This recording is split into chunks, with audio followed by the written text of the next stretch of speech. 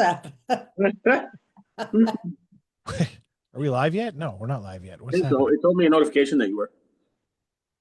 It's not telling. Oh, we are live. What do you know? I just wasn't paying attention. So that was awkward. All right, let's start with that. We're back. It's Thursday. It's 1 o'clock. We're back to Gotta our roll with the commercial punches here. Always It's punches, 30 with Karen and Justin. We're here again. We've got a wicked guest today. I've got David Armiss, otherwise known as the Physio Pharaoh. This guy is awesome. You know what's funny about life is that sometimes you just meet great people in your day-to-day kind of travels in the world. And I go to MOVATI, the gym. And is there anything else called MOVATI? I don't know why I just said that. I go to MOVATI, the gym.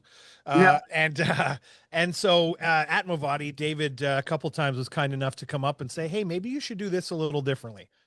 And, you know, I think I've even asked him a couple questions here and there, and that kind of spiraled into a pretty cool relationship of a guy that is just awesome at what he does very clearly.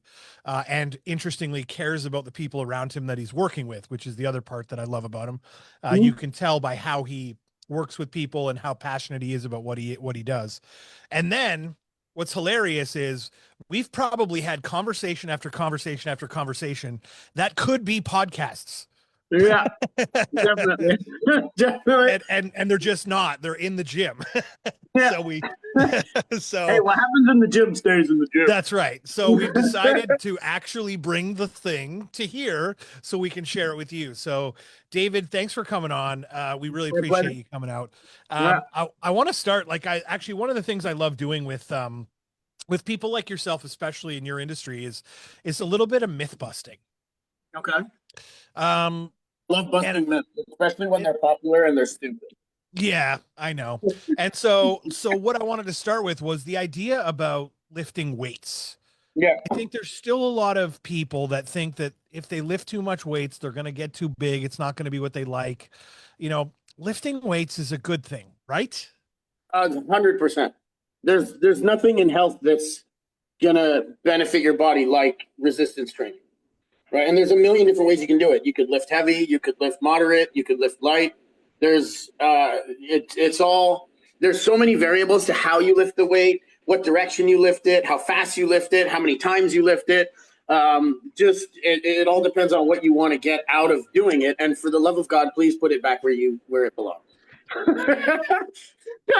Looking like a true gym guy. I'm with you, bro. I get it. Dude, the other day I found a pair of 50s where the 10s go, and I'm like, seriously? How does that even fit there? When you put a dumbbell down and it's about triple the size of the one next to it, you were probably in the wrong place. Mm-hmm. Yeah. That is your pet peeve. Tell us how you really feel about this. Oh, you don't want that. Is this podcast rated R? No, we're not doing that. Okay, that's that. So let's slide over to like a little bit of mobility. I think a lot of people then start lifting weight, and the next thing is, okay, well, now I forget to stretch. So talk to me about that. One of the things I tell people is mobility is movement. Okay. Well, lifting weights, all the crap that you do on the gym floor and whatever, that's just heavyweight mobility. That's all it is.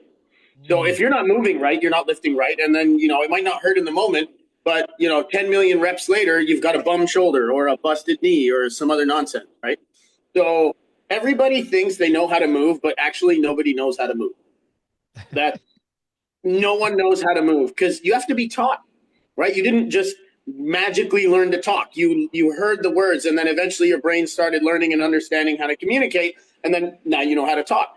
You ride a bicycle. You see somebody riding a bike, you don't hop on and ride. You hop on and crash, and then you have to learn how to ride the bike. Yes, right.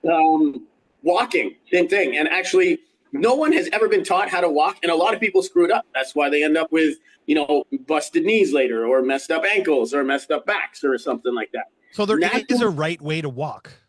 There is, in theory, actually, technically, a right way to walk. But it's not like, do this, do this, do this, do this. It's actually, your brain will figure it out pretty well.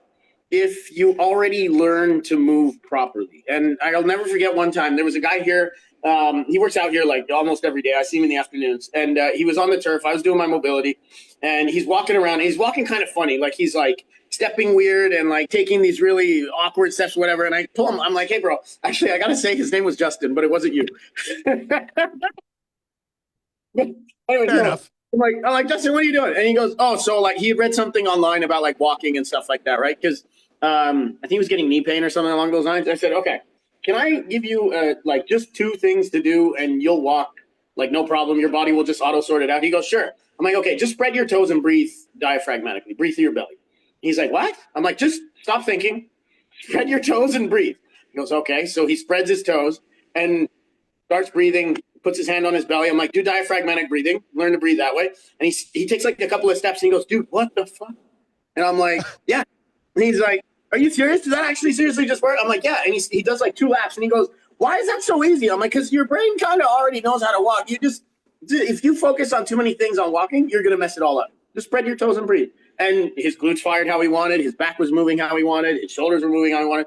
It just sorted everything out. And it was the funniest, like, oh my God moment I've ever seen with it, because it was so simple. And so he learned how to walk in 2 steps. It was pretty good. And that carries over to a lot of movements though, because for example, like, I mean, you and I were working out the other day, a couple weeks ago in the gym, and you took me into this is going to sound really bad, but you took me into the private room and, and you showed me a couple things. No, just leave it. Just walk away. And you showed me a couple things for my shoulder. Yeah. And it was just such a simple movement and on a very light weight. And I'm a pretty big dude and I like lifting heavy things. And I, I lifted this, I did this movement, and like within days of me doing this pretty regularly, pain out of my shoulder gone. Yeah. So the funny thing with shoulders, I like to explain shoulders to people like it's a rock concert. The scapula, your shoulder blade, is the stage, and then the shoulder joint is the band. So if the stage isn't doing things right, then the band can't play. Or if the band is being too rowdy, then the stage gets messed up. So right. That's interesting. That's exactly how a shoulder functions. That's like a 5-year-old's explanation, and it works perfectly for me. It works perfectly for everybody. So when you were telling me your list of symptoms, based on what you were telling me, I kind of guessed. I was like, okay, that sounds like his shoulder blade isn't rotating properly. So then I had you do that move. I remember it was the cable one behind you, and then you were doing like a fly while you were holding. Yeah. So that move forces your shoulder blade to rotate. If it doesn't want to rotate, it's going to freaking rotate. And then you felt it within just 2 sets. You could get it rotating, and then everything suddenly unlocked. Because the way you're loading, you know what? I'm going to try and pull a picture up. I don't know if you can broadcast photos, but if you... I was going to say, if you can share your screen, are you on a computer or are you, what are you doing? No, I'm on my phone, but actually, you know what? Yeah, let me... okay, this is going to be new for me. This is, we're diving into stuff we've never really done on the podcast before. So if you want to share your screen, we can make that happen. Okay, stop. Very spur of the moment, eh? Yeah, why not? Who knows? I know, I just love it. I just got to make sure. I'm going to look it up on the computer over here that I'm sitting in front of, and then I'll just turn my phone around and you can see it there. Don't need that. Don't need that. Why did all these windows open? Why is he called the Pharaoh? Because I'm Egyptian. Egyptian. That was the first thing. Yes. Yeah. Okay, he's also really good at what he does. So, you put him up on a pedestal, which I think is the cool thing. So my page. This muscle here. Serratus anterior. How do I flip my camera? Okay. Nope. The background's going to screw it up. Okay, yeah, we're getting real complicated. We might not have to do this. There's a muscle that sits between your shoulder blade and your ribs. It's called serratus anterior. And then what it's supposed to do is it holds your shoulder blade flush to your rib cage. So like if that's your rib cage and that's your shoulder blade, it's between them and it holds it there. And it helps it glide around. So its general direction of force is to the front of your body. Right. So I loaded you from the back, forcing you to push to the front, which makes that muscle turn on. And then through that rotation, that's the only muscle that can stabilize you that way. Like that's literally it. So even if your brain's got no concept on how to use that muscle, it's going to be forced to turn on. And we got there. It turned on, and then it released everything else that was trying to do the job of it, and then you didn't have pain anymore. Huh.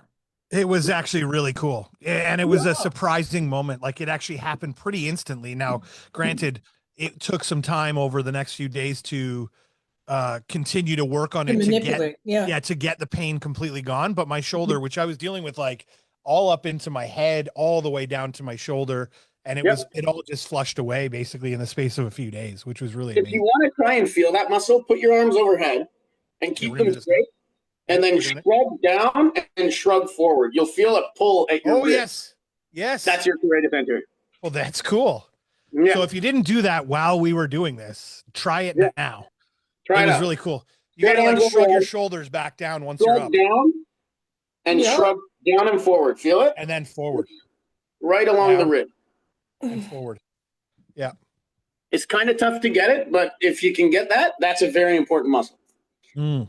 I'm going to say probably about a third to a half of shoulder problems I've encountered involved some dysfunction of that muscle. That's pretty awesome. And listen, it worked for me, and I can't imagine. So if you need advice on shoulders, you need to get in touch with Dave first of all. Mhm. So let's talk about. I have a question. ahead. Can I Yeah. have a question? So I have a fully torn muscle here. Mhm. And I got it from rowing. And Mhm. so how do I do? They suggested an operation of a new shoulder, and then they said you can never row again. So I said no, forget it. Yeah. And so what I find is that the muscles around it have built up, so now my shoulder is quite strong actually. It's still painful, but Yeah.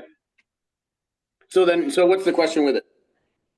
the question is, so can you resolve that situation? Without So surgery, I guess is your I question. need to know what tore, and then if it was a complete tearing, like it came right off the bone, or if it's just a partial. No, And it's a complete, and Was- they're in shock about it because I move it so much and I can move it up and down. Oh, we've lost him. Oh, did we Hang lose on. you? He's frozen.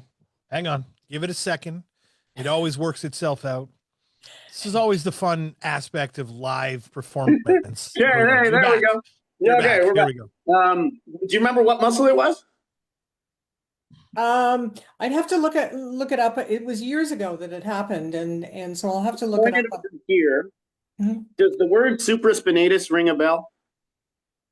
Yeah. Okay. That's the other muscle that's like one of the most, I would argue it's the most important rotator cuff muscle. It actually goes along top of the Yeah. shoulder blade under your trunk. So if it's still got some partial attachment, you can fix it without surgery. If it's completely torn off, there are surgeries where they can reattach it without having to replace the shoulder. So I don't know what uninformed orthopedic surgeon you talk to, but it is what it is. So that being said, without it, you can compensate your way into shoulder function, but you have to train the other muscles to replace it a lot because they're going to have to work a lot harder. So there's two other rotator cuff muscles you got to work on. That's the infraspinatus and the teres minor. And then there's three other bigger muscles that are major movers that you got to work on. So there's the lateral deltoid, the rear deltoid, and the tricep. Those are all going to have to take over the job for that supraspinatus. But that being said, to cycle all the way back to your question, that's essentially like if you did nothing to the muscle and you just left it injured as it is, those would be the ones that you'd want to strengthen in order to work around. Yeah. And I know lots of people. I find she has a hard time getting her shoulder, like her arm up above her shoulder.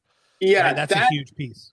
That's a very common one. Supraspinatus is really involved in getting overhead.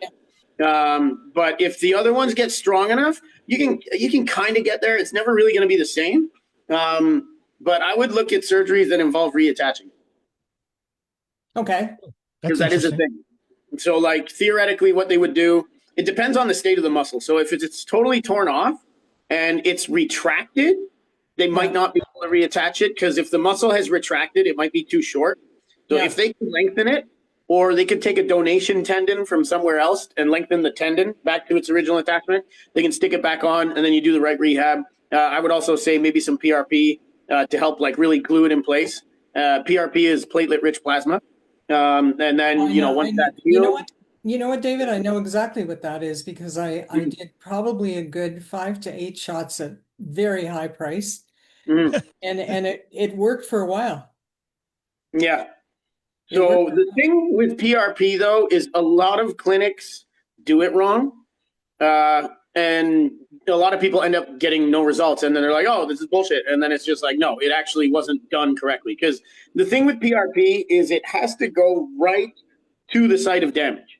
If it doesn't get there, it's like if you cut yourself on your face and put a Band-Aid on your arm. Yeah, it's not going to do anything, right?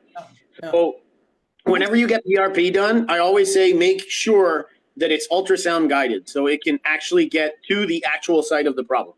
Because I hate to say it, but some physicians are like, oh, well, I know exactly where the tear is. Well, here's the thing. Your eyeballs aren't x-rays, so just use the freaking machine. Unless you're working with do a Superman. footnote here. Yeah. The doctor that did it was Egyptian. Did he do it right? You better have done it right, or I'm going to have to find it. What was his name? I have to look it up. That's funny. That's funny. Yeah, PRP is good. I love Anyway, it. on to the next question, Justin. Yeah. So working towards, talking about things like, recovery and mobility, we did sort of mention stretching a little bit. Is there a preferred routine, not routine necessarily, but a preferred timing for stretching before, after? Is it important at all? Do we need to stretch, or what are the things we should be doing instead of just your static, stretches that we normally get taught as we're kids, what do we need to be doing? So to answer it all in like the most logical and way. add to that layer, because we're both my mom and I are both older, as we age. Okay, yeah. So actually, and I'm glad you brought that up. I was going to talk about that too. So to answer the most simple question, yes, it's important. You have to do it. And the logic behind that is, what are your muscles doing when they contract? They're shrinking.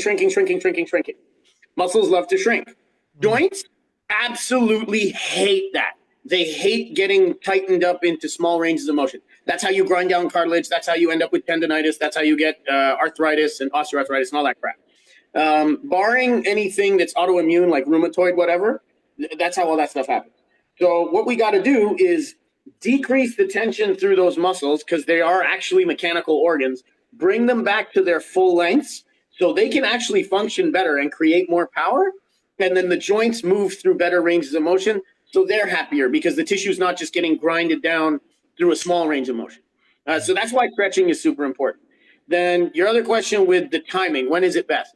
So it's actually best to do it before and after, because you do it before to condition your ranges of motion and get warmed up and ready for the lift. And then you do it after to relieve all the excess tension that you've built up from the exercise, right?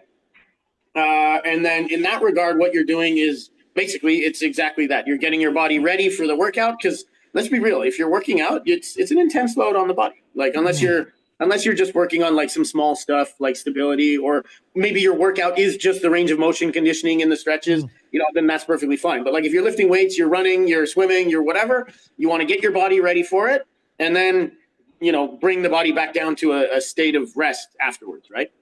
So then when you're doing the before, the whole point is not just the muscles and the tissues that are involved in the movement, but it's also the nervous system. You're showing your brain, these are the ranges of motion that all my joints can go through today without getting hurt.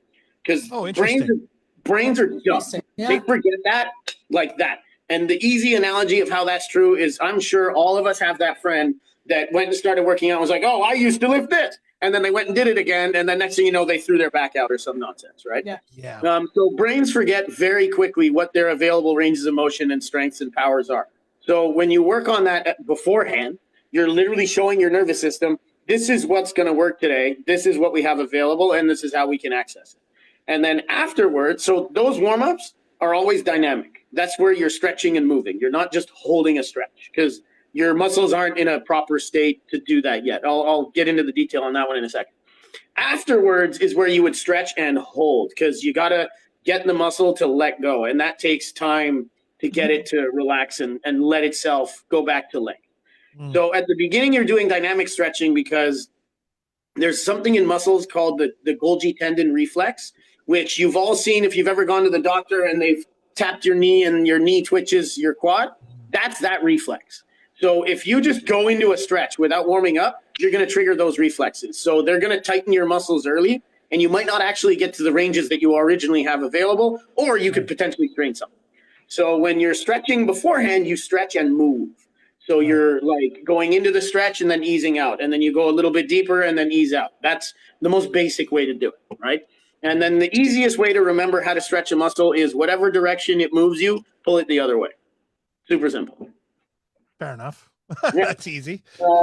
Now with aging, this one's actually kind of interesting because with aging, one of the things I always recommend, and actually this isn't really age specific, is you can actually use resistance training to condition not just the muscles, but also the tissues that hold you together, your fascia, your tendons, your ligaments, your cartilage, your bones.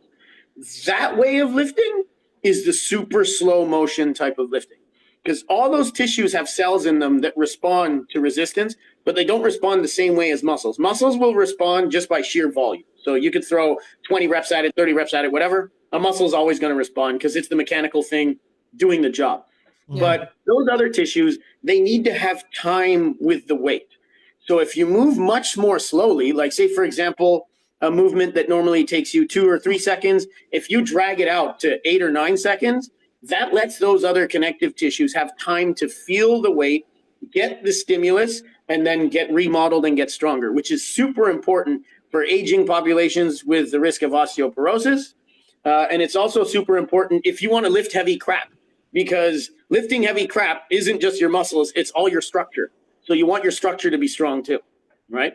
And that is why steroids are bad, because the muscles get too big too fast and none of those other tissues can keep up. And then you tear a tendon, you rip a bone, you do whatever. Interesting. So what I'm hearing here then is someone like me, 45 years old, lifting heavy weights, doing a bit of stretching in between, of course, before and after as necessary. But then also maybe once in a while, maybe once a week or once every other week, do a week when I do my same workout, but with a much slower movement. Yeah. Now, so would I be now would that be something where I would lower the weight range and then go slower, or how do I go about doing that? I tell people different brains and bodies are going to respond to different things. So the 2 variables I say, or the 3 variables I say changing there are slow your speed down. So something that, let's say, takes 3 seconds, double it up, make it take 6 seconds. That's a great place to start. And then for sure, you're going to probably only get about half the reps. And then based on that, you can fiddle with your weight. I usually tell people try to keep the same weight and lower the reps first, because that's an easier way to do it, rather than, you have to fiddle around with weights and try to find the right dumbbell or bar or whatever. And then if it's too heavy, then you could either lower the reps again, or you could lower the weights at that point. It's up to you. Yeah. I actually have styled my workouts where all my workouts are those slow motion things. Because that's what I was just going to ask you. Yeah, because I've seen you work out and you do a ton of slow motion stuff. Yeah. So I love that stuff because it's so controlled and methodical. It's also training your nervous system on how to move the weight properly and in a controlled way, which is an invaluable skill when you're moving into faster paced stuff like sports. Because you do some sort of sport motion, you're moving quick, let's be real. So if your brain already knows how to control it extremely effectively, going into a high speed motion is going to be easier. But you do still have to train the high speed thing, but there are tools that are good for that. Like, for example, kettlebells. I'm going to go kettlebell, bananas on that one, where if you want a good tool to teach your body how to control a high speed, unbalanced weight, there's nothing in the world that's as good as kettlebells. Interesting. Yeah. It's funny because I just was scrolling through your social media recently and I saw you posted something. I don't know if it was recent, but I saw a post that said strength starts with control. Oh yeah. I love that statement. Actually, it makes perfect sense. Yeah. Right. So like how many people are flying through their, that's all momentum. That's garbage. I used to do that with my trainer. It was so funny. I did 20. I did 20. Go. Really? And how many can you do? Well, I can do as many as you want me to do, but quickly. Because you're not really moving the weight. It's just flying around. And then he said to me, he finally got me to slow down. He said, Aaron, you're going too fast. Come on. Yeah. So there's advantages to both, because the high speed is important because that teaches your brain and body how to produce power at speed, which is necessary. Like, even forget sports. Like, let's say for the sake of argument, you have to react to something. Let's say you're a mother and your baby's doing something, they're going to get hurt. You have to react and catch them or something, right? So that's an important skill to train. But having that control over the body is probably, I would say, the basis of everything else. right? Because if you don't know how to control yourself at a slow motion, how do you control yourself at a high motion, right? Like Well, if you it's drive funny. your car at 10 kilometers an hour and then you go drive it at 100, if you don't know how to handle a car at 10, how do you handle it at 100? So I'm gonna give you an example, Mm, David. It's really interesting because as you get older, mm, I would say that I'm maybe not, but I'm an exception to the rule because I'm athletic in some sense, okay? yeah. Because even though I'm aging, I Mm, still I walk a lot, I do a lot of things. Anyway, mm, but I would say that a lot of people lose their balance and mm, they don't know how to fall. mm, And Mm. so the reason they don't know how to fall is because of not, first of all, not working out. That's the mm, first thing. And the second thing I think is because of the fact that if they do work out, they just do it quickly because you see mm. when I go into the women's gym, you see these women running around doing all their exercises, but very quickly. Yeah. So it's interesting, the theory. It's very So Yeah. I would argue on that point, though, a couple of things. I would say, I'm not saying this just about women because I've seen dudes do this too. There's a lot of people out there that could probably be pushing more weight than they think. Uh, Potentially, yeah. And Yeah. I'm not saying that in a way where it's like, when if I picked up this and I was just like this, I Mhm. mean, I know I'm moving. I get it. I get that I'm out there moving, but is there value in literally doing 40 reps of just this with no weight? Uh, yeah. On the most technically correct aspect, yes, because it's still better than zero. You're moving your body, so I get the idea of that. Yeah, and that kind of plays into the value of calisthenics, right? So like Okay. that, all you have is your body weight at that point, but Right. that's limited because all you have is your body weight. Yeah. And I guess to cycle back to your original question, yeah, something is better than nothing, but you should take a look at your something and be like, is this something going to actually take me to where I want to go? And so let's take your example. If you do, 40 reps with only 5 pounds, what's that going to equate to if you wanted to go heavier? There's a bit of a balance, right? And actually, that reminds me of one time we were talking. It was so one of the girls that used to be a trainer here. She was trying to get her one-time max on a bench press, right? And I had learned through one of my certifications about something called potentiation, which is where you get your brain and body ready for something more intense than what you're going to do, and then you do the thing you wanted to do, and that ends up feeling easier. So she was trying to bench. I think it was a plate on each side, so that's like 135 pounds, and she just couldn't get it. So I was like, okay. Like she had me spotting her, and I said, "Can we try an experiment? I bet we can get you to do this." She's like, "Yeah." I'm like, "All right, we're gonna put 175 pounds on the bar." She goes, "What the fuck? How am I gonna lift that?" I'm like, "You're not gonna actually bench it." So I pulled one of the other guys over, and I said, "What we're gonna do? We're both gonna stand on each side, and we're gonna spot you. So we're gonna put the 175 on. You're gonna unrack it and just hold it there, and we're gonna count 10 seconds. Your brain and body are gonna shake." And you're going to be ready for 175 pounds. Then we're going to take that other 40 pounds off, and you're going to bench that 135 like it was literally nothing. And she And goes, okay. And so she did it. She put the 175. She held it there. We made her hold for 10 seconds. And then we pulled the 40 pounds off. She benched the 135 3 times. And she was just like, oh my God, what is this? This is crazy, blah, blah, blah, blah. So it's now the like important part of the Wow, experiment. that's witch's an magic. interesting concept. Yeah. Witch's magic. So the guy who I pulled over, he said, oh, there's another way you could do it. If you take a medicine ball and you smash it into the ground a bunch of times, you can potentiate that way. And I said to him, yeah, you're technically right, but you need force to match force. So Right. if he's trying to put out 3 reps of 135 pounds, if you multiply that out, it's 300 and whatever pounds worth of total amount of weight you're going to move. Right. If Yep. you're going to do that with a 10-pound ball, you'd have to slam it into the ground about 3,000 times. So you Right. want to stand there and do 3,000 reps of ball smashes? Okay, go for it. But that's a pain in the ass. So to cycle back to your question of, is there value to that? The answer is yes, but is that value something that's going to make sense in the time frame that you want? Right. Right. Right. And I did the same But thing with a at couple of least, guys. but at least, so I have a question for you, David. If you're so involved with people and in doing this, Mm. what is the percentage of people that lose their muscle mass and at what age? So for all intents and purposes, on a purely physiological, the most technical answer to that, as soon as you're not using your muscle, your body's trying to figure out how to break it down because it's a high metabolism tissue. So if you're not using it, it says, I don't need to maintain this, right?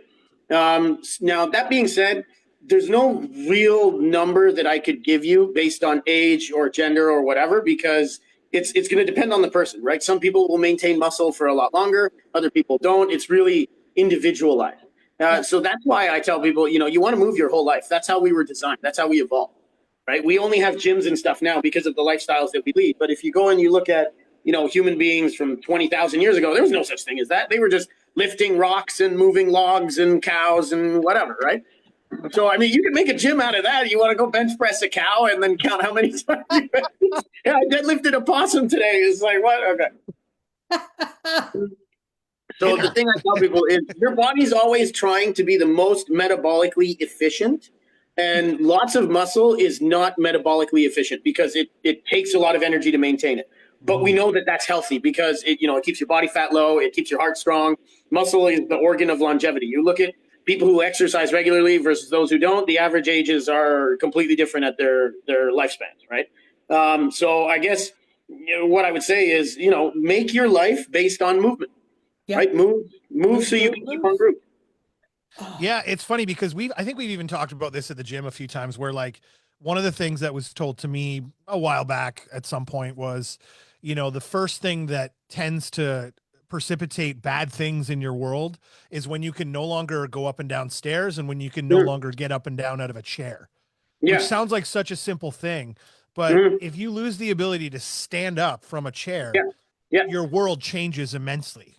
Right. Whether it's just lack of muscle or weight issues or whatever else or other issues relating to knees and hips and bones, and so that's the thing that terrifies me the most as a whole. That's kind of like the fear of like, that stuff. Sort of. But Justin, you see that, you'll never get to that point because you're aware of it.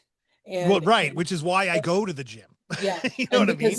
I want to keep up with my kids and I want to be able to do this and it's really interesting because this may sound so funny, even getting up from the toilet, right? When you're in that status, exactly. It's terrible because you watch people and how heavy they are, or how light they are, and they just don't have any muscle, and that's interesting because that's why last week when I saw you, I just kept walking because even though I hurt my hip, because I fell, David, and even though I hurt my hip, I kept walking and it's perfectly fine now. It's perfect because I did exercises and it was great. Well, that's one thing I've learned from our physiotherapist that we've used in the past where, Peter has said to us, like, as much as I can do the movements and the things and the osteo stuff or that we do, and some of the chiropractic stuff and whatever else we've had, even on my neck, I had acupuncture and so on and so forth. Right. And so all of that said, his mindset is always like, with that injury, you really want to work on strengthening everything around that injury to help rebuild the injury in and of itself. Yeah.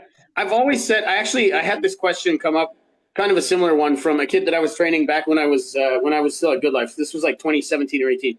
And so we were working on something, I think it was chest press. And he was asking, it was very lightweight that we were doing, and it was hard. And he was like, oh, how much should I be able to do? And that was a great question because I said to him, okay, my shoulds are you should be able to control your body weight as an absolute minimum. So you should be able to do a push-up. You should be able to do a sit-up. Yeah. You should be able to get up off the floor. You should be able to do maybe a pull-up. There's another should that I say that's kind of a difficult one. So we said get up off the floor as like an absolute basic. But if we want to talk about like how strong legs really should be, you should be able to do a one-legged lunge. Because each leg should be able to support your body weight. Yeah.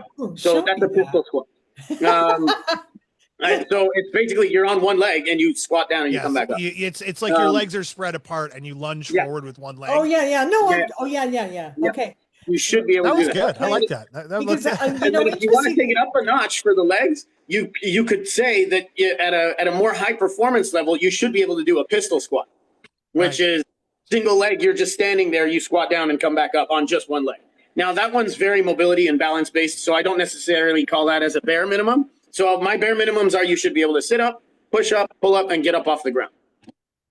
Those are good minimums. I like being able to get back up when I fall down. Yeah. Simple as that. And actually, to that point, I remember there was a guy, same good life, that I did a consultation with. He was 88, I think, if I'm remembering correctly. And I always used to see him. He would just come in and do cardio. He would do a little bit of walking on the treadmill. He would do some rowing on the rowers. And then I can't remember, a little bit of bike. And then that was it. And one day we got to talking. He came up and he asked me about my qualifications because he overheard me training. And he was like, you sounded really smart and blah, blah, blah. So I told him about myself and everything. And he was a physician. A retired physician. And so we got to talking, and then I asked him if he wanted to do a consultation. He was like, sure. So we got together. And my first question to him, I was like, so why don't I ever see you do any weights? And he said to me, he's like, oh, they scare me. I'm like, okay, would they not scare you if someone taught you? And he goes, I don't think I need to. And I said, okay, forget the weights. You're 88. Tell me your most important thing in life right now. His answer was not die. And I said, okay, that's fair enough. That's a pretty good goal to have. And I asked him, I said, okay, if you slipped and fell, do you think you would die? And he goes, for sure I would die. I'd break something. There's no way I'd catch myself, whatever. I said, okay. So do you think if you got stronger, then if you slipped and fell, you wouldn't die? And he said, well, yeah. And I said, okay. Do you feel like you've gotten stronger through just the cardio that you've been doing? And he goes, well, I can walk a lot more. And I said, okay, but you just told me that you still feel like now, if you slip and fall, you would die. And he goes, yeah. And I said, so I guess the answer is no. He goes, no. And I said, do you think weights would get you there?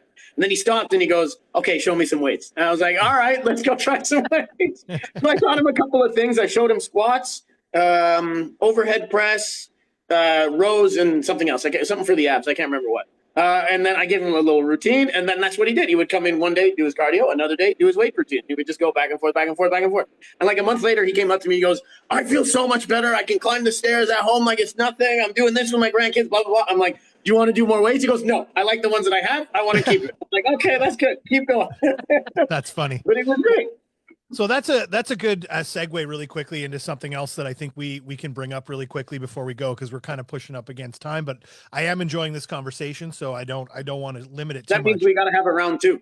Yeah, maybe we should. Talk to me a little bit about cardio, because I know for me, again, I go off of things that I've learned and heard over the years, because I'm wise, and I read things and I learn things the best I can, and I listen to people like you, and I get my even TikTok. As much as I hate some of it, if I can vet the people and really get some good information, I like that sort of thing. And one of the things that was said to me was not to never do cardio, but the idea that cardio can diminish your gains in the weight side of things and so on and so forth. So, and I like being a little bigger, so I don't like that. But also that lifting heavy weights, or lifting weights in general, when you're doing it right, that's a form of cardio. I mean, like you're breathing and I'm sweating and I'm breathing, I'm huffing and puffing when I'm doing that stuff. Yeah. So where does the standing on a treadmill or a bike or whatever that other stuff you can do, where does that fit into the overall equation of things? Yeah. So the first thing I say, cardio is training your heart and blood vessels and lungs, because that's the stuff that's sending the oxygen you breathe in to your muscles and the nutrients that you digest to your muscles so that they can do their job. So obviously those parts of the body also need their exercise. So you're absolutely right. Lifting weights is going to give you a little bit of cardio. You're huffing and puffing and everything. But to target that, you can do that separately. That being said, the machines that you see on the cardio deck with, the stairs and the bikes and the treadmills, I've never once wasted a training session on my clients to go do that, because that's easy stuff. They don't need to waste $150 an hour with me to go do it. Anybody can figure it out. Go have fun. To me, that stuff's boring as hell. There's way more fun ways that you can have cardio. And I do that by setting up weight circuits. So you get like 3 or 4 different exercises. Don't be a dickhead and take 3 or 4 machines. Set them in one place and, or at least share if you need multiple machines. And then just go after it. Go in that circuit, do your 10 reps on one. Go to the next one. Go to the next one. Take your break. That will give you cardio. You'll be huffing and puffing like a champ. Yes. And Justin, I don't know if you've ever seen me doing my kettlebells. I'm going to get back on the kettlebell train here. Holy God in heaven. You get into kettlebells, you are going to be not only tossing some insanely cool looking weights, but the cardio from that is just a whole other level, because it's not just training the heart and blood vessels and lungs, but it's also power. So you're learning how to create force at speed. And then that is also training not just your joints and your mechanics and your muscles, but it's also training your nervous system. How do you control those weights? So now we've come full circle into how you can really take advantage of resistance training. So you actually, if you never went on any of those cardio machines and you just did stuff like weight circuits, you'd be a fucking champ. Like, you'd be strong as heck. You'd be able to handle, pretty much anything life would throw at you. And I say, to me, that's the more fun way of doing things. It's more variety. You're not just, standing there like a goof, just walking for like 20 minutes and not actually going anywhere or whatever. But you know what? The thing I tell people is I never want to discourage them from something like that, because if that's what you like, then that's what you like. Like, there's a girl that was on our team that all her cardio was the stairs, and she loved it because she got to read her book or listen to an audiobook at the same time. So good, go get after it. If that's what gets you going, then go get going. My point is that cardio doesn't have to be some boring thing on a treadmill, but it is absolutely necessary, and there's really creative ways that you can get in. Now, in that regard, there's two types of cardio. There's the long distance cardio, and then there's the short-term interval training type of cardio. And the easy way I explain the difference is if you look at the sprinters in the Olympics and the long distance runners, both of them have extremely powerful cardiovascular systems, but they're for two completely different purposes. And you can see that their bodies reflect that. Their bodies are very different. Runners, yes. They are very lean, very long-term power producing muscles. They don't move a lot of heavy stuff, but they're going to last absolutely forever. And then you look at the short range sprinters, the 100 meter, the 200 meter, they're massive muscles. They're jacked there for that high energy burst, short period of time. Like I said, both are extremely strong cardiovascular systems, totally different purpose. It just depends on what you're looking for. And doing short-term, like interval training cardio doesn't just automatically mean you're going to end up jacked. That's what you get from doing the weightlifting. And to all the ladies out there, don't worry, you're never going to end up looking like all the guys. That's just not physiologically how a female body develops, unless you have some kind of genetic thing that has you producing a lot more testosterone, or if you're taking steroids.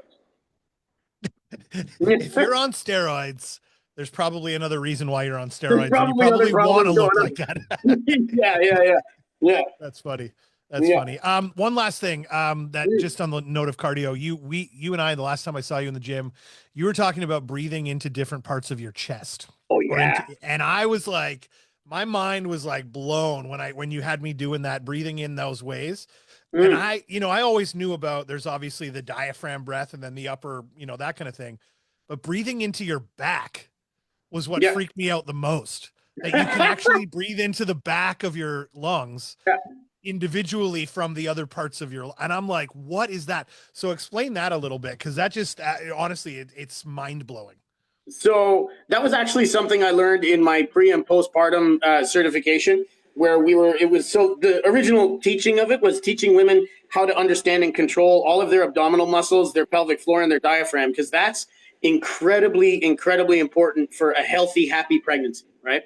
And it speeds up the recovery like you wouldn't believe. Being able to control that stuff will heal that musculature after they give birth so much faster. So basically, essentially, you can use your breathing to unlock almost anything in your torso that's tight. So the essential basic of it is, somewhere along the lines, the brain realized that breathing was really important. And I think it's right about that. I have no proof, but breathing is really important for your life. Yes. So if your breathing is restricted, your brain will do literally anything possible to unlock that breath, because you need to breathe.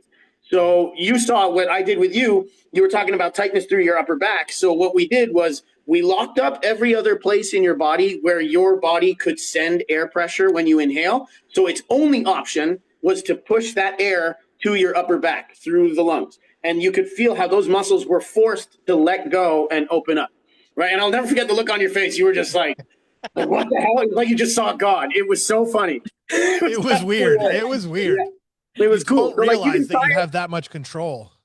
Yeah, it's hard to develop if you're not like experienced in it. So usually what I tell people is, first, get good at diaphragmatic breathing, because most people are chest breathers in the first place. So if you get good at diaphragmatic breathing, that's your first way, into that. And then all you got to do is the tight spot, lock up everything else. So like, say, for example, let's take your example. You're tight at the upper back. So I had you pull your shoulders forward so you couldn't breathe to the front. I had you crunch so you couldn't breathe into your abs. And then I had you tighten your sides so you couldn't breathe into your sides. Your only option was for the air pressure to go to your back. And that forced those muscles to open up and unlock, right? And it took a couple of breaths to get there, but you get there. Yeah. Oh, and it was just the most interesting feeling. There's something to be said for that mind muscle connection, like to be able to actually understand how to control every Mhm. part of your body in any given Mhm. time, right? That's Mhm. interesting. How important is that connection? You know what? I would say that it's actually extremely important because, especially if you're an active person who likes to lead a lifestyle where, like, you go hiking or you play sports or you do rock climbing or whatever, just Mhm. in general, because the better your brain knows what to do and how to control your body, because life out there doesn't care. It's going to throw whatever it wants to at you. You could slip on Mhm. ice.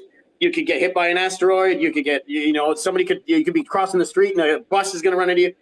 You could Coming up fall with while snowshoeing. I'm It's a coming, whole yeah, thing. I'm coming up with Which like is, final destination scenarios here. But ultimately, when your brain has a good, strong connection and knows what to do with your body, it's so easy for it to do it. And then that just benefits you in the long run because actually, you could take even just the scenario of working out. Let's say you're doing an exercise and you have one rep that's like kind of off. If you've got good body control, you can fix that rep in the moment versus, potentially hurting yourself instead. Right. Mhm. So the better your brain knows how to control your body, the more in tune with your own capabilities you become. And that's actually really important because if you look at the way our lifestyles are, we're all in our heads. We don't pay attention enough to our bodies. So when you can build that connection back to where your body is and what it's doing, you become a lot more like the animals in the world and you become much more in tune. This is going to sound kind of interesting, but you become more in tune with nature because that's where we originally evolved from. Like humans didn't have this big of a cerebrum, 1 or 2 million years ago, our ancestors or whatever. We evolved into it and we forgot what our bodies are for and what they do. So developed from in the first place. So you Mm. unlock that and you become better at everything. Mm. And that's kind Form over weight size. of what? Form over weight size. 100%. Yep. I actually, and to that point, funny, I remember I was training a lady one time and we were doing something Sorry, with her let me shoulder. just also say we're late, but I'm packing in as much as I can here because there's so much information. I'm sorry. We're running a little long. There's just so much here. Yeah. So go. Form over weight size. Yeah, so we were doing something with shoulders, and we were using a cable machine. It was the lightest weight that was on the stack. It was only 5 pounds, and she thought it was really really hard, and she thought she was really weak. I was like, no, it's because I'm making you hold like the proper form. So I said, go ahead, pick any of the biggest guys that are working out right now, and I guarantee you, I'll crush them with the same weight. So she did. She picked the biggest guy. I knew him. I can't remember his name. This was at the gym I used to work at. So I bring him over. I'm like, hey man, so I just want to show my girl. Her name's was Helen. Well, not was. It probably still is. Her name's Helen. So I was like, all right. So I just wanted to show her how getting the right form can sometimes make something incredibly hard. And he was not a small guy. Like he was probably about your size. He was a big, strong dude. So I put the weights Why, on and thank you. I threw the exact same weight she had. And he went to do the motion. It was an sagittal external rotation. I don't know if you can see my arm here, but like just lifting backwards. yeah. Okay. And so it was with two hands, and he was able to go a tiny bit heavier than her. She did 5 pounds. He did the 10 pounder, and he like died after like 2 or 3 reps. He was just like, dude, why is this so freaking hard? And I said, because it's physics. You can use physics to your advantage, and every time you get the chance, do it. Because if you can get the same benefit with 10 pounds as you can with 100 pounds, then just use the freaking 10. Because you have so much more room to grow that way. And Interesting. it's better on your body. Mm. Wow. It was so funny. Watch, he was so pissed that he couldn't move. He tried to do the 15 and he couldn't even lift it. I'm like, physics, bro. Physics wins every time. Okay, range of motion. There's such a thing as too much range of motion in certain exercises. We've Yes. had this discussion before because I was doing an Yeah. incline bench press and I had my arms going way back here like this, like, and feeling a bit of a stretch in my chest here. And you're like, whoa, no, we don't want to go that far. We need to go to this far. Tell me about that. Yeah. So the thing with range of motion, what a lot of people don't know is that muscles don't produce the same amount of force at all times. Their force is related to their length. So at their shortest and longest lengths, muscles are at their weakest. So Right. if you try to force a muscle to produce the same amount of weight at its middle length, while at its longest, you're going to hurt it. That's just a fact. So what you want to do is operate on that top part of it. So it's almost like it goes up and it comes down and around. It's like a little molehill, right? So you want to operate in that range there and then use mobility to condition that hill to get wider. So that's where the nervous system and the other tissues come in. And that's the benefit. One of the benefits you get from mobility is now you've expanded that force curve so that your muscles can produce power through bigger, better ranges. And then ultimately the absolute perfect scenario of, getting into mobility would be that your muscles can produce more or less the same amount of force from their shortest all the way to their longest ranges that the joints will allow them to do. So that's why working through your ranges of motion is really important. But I always tell people, never try to pull a weight with a stretched muscle, because it's literally not going to produce the same amount of force, and that's how you tear it. I was going to say, you can hurt yourself that way. Oh yeah. Right. Like, and I was always thinking, well, someone had said at some point, feeling a bit of a stretch through a movement is actually good because you're stretching the muscle out. But then, I was kind of doing that with you, and you were like, no, that's too far for you. Like, that's way too far down. And I was like, okay. And the idea of, yeah, I get it, because that's a vulnerable spot for me when that weight is way down low like that, and my pecs are stretching out right through here, and it's a really interesting thought, because I always thought the other way around, like you want to try to go as far as you can. So you're right. You want to go as far as you can within the range of that physiological capability of the muscle. And then separately, you condition those ranges of motion using mobility, right? Right, exactly. So that's why they both go hand in hand. That's why they all work together, right? Right. Yeah. So that's just a separate workout, but eventually bringing you around to be able to get further down in those motions. Yeah. And then I was shocked when you were doing a bench press, and I saw you only going basically from here up on a bench. And, I tend to go a little further down when I do my bench press. And I was watching you, and I was like really impressed by that, because you did do quite a heavy, like actually heavier than I can do. And you're a shorter, smaller guy than me, but you're built like crazy, like unbelievable. But anyway, you do, listen, can I ask a question? Do you do a online session at all? Do you do online sessions, or you're not? Yeah, I can. Absolutely. Yeah. It's a different animal from in person, because in person, like, I can really touch the person and show them, how you want to do a movement or whatever. But that being said, I did a ton of online work during COVID, and I got really creative with stuff. Like, I had some people that had nothing but their body and a few chairs to do workouts, and we were getting there. So to answer your question, yes. It's just some people need to understand that when it comes to doing online workouts, especially if you're doing them at home, the variety of the stuff available is less. You're not necessarily losing anything by doing it that way. Like, it's still good that you're getting after it and doing something. But you can't really get annoyed if the workouts start to feel boring, if your equipment repertoire is limited. And then in that regard, online, I got no problem doing online. Online is fun. It's just a matter of if I have the time. Yeah. So what I'm hearing here, just to summarize everything, is get a coach to start you off if you're starting a journey. Yeah, I have one too. Like, I see my chiro. He's the guy that I train with once a month. We go in, and when I do my homework, you might have seen one of my reels recently on Instagram where we were doing. I was just going to say, like, I literally was looking at your Instagram, and I was like, oh, you go to somebody. Yeah. And someone was teaching you things. And I'm like, that's awesome. So it's something I've always said, that I'll train with anyone who has something to offer that I don't know and isn't some nonsense crap that doesn't make any sense. Yeah. Right. Like, give me an example of nonsense crap that doesn't make any sense, and we'll get out of here. Okay, I'll give you a nonsense crap that doesn't make any sense. Okay. This one was really stupid. There was a supplement store I used to work at. I'm not going to name anything because I don't want any lawsuits or any bullshit. But, the one guy was trying to tell me. So, for context about how I knew this was crap, when I was in school in Philadelphia doing my master's degree, I did 2.5 years of breast cancer research. So I know a lot about cancer physiology. And he was trying to tell me that he cured his mom's, I can't remember what kind of cancer it was, by giving her coffee enemas. And I was like, bro, just no, I'm not even opening that can of worms. Literally no, because if that was the case, then you've discovered something that the past 100 years worth of scientific research hasn't been able to figure out. So you need to run a case study and show the entire world how to cure cancer. And anyway, long story short, that one's way out in left field. But there are people out there where, they'll come up with something that looks really logical and can seem to make sense, but actually, it's not. And I'm trying to think of something that the problem we have now is the influencer society. You just have to go on TikTok and. Yeah, I was just going to say, exactly. Influencer society teaches you so much garbage. Yeah. It's ridiculous.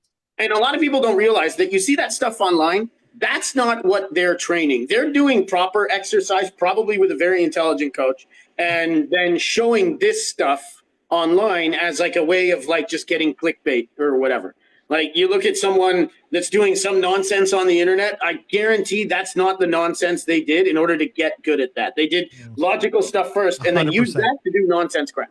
Yeah, that's interesting. Yeah, well, there you go. So get a coach, work on some weights, do a little cardio with it if you want, but mobility is the biggest thing to underpin all of it, right? Yep. Awesome. Yep. This is great. And we will have you back because you are fun. And you're easy to talk to, and we appreciate you. So that was good. Yeah, thanks for coming on. We will see everybody next week. And happy Easter, everyone. It's going to be Easter this weekend. So happy Easter. Happy Easter. Enjoy the Easter and don't party too hard. Eat lots of chocolate. No. And then go see David on Monday. Yeah, okay, that's fine. Bye.